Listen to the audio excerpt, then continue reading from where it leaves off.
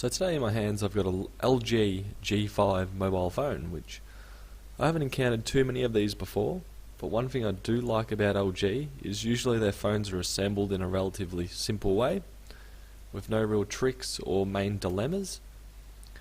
This one here, which is the first of its kind that I've seen, too bad there's not many more like it, quick release button, bam, battery's out of the phone.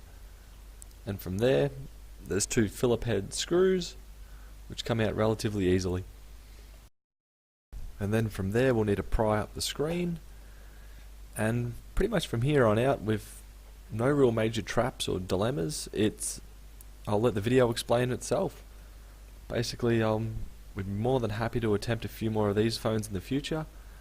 They're definitely easier than an iPhone. You don't have to worry about yanking the screen out. Definitely a lot easier than a Samsung. So on a scale of repairability, these probably get about a 7 or an 8, which, if you haven't done too many repairs in the past, it's probably a good one to start with. So yeah, from here on out I'll let the video play, so catch you later.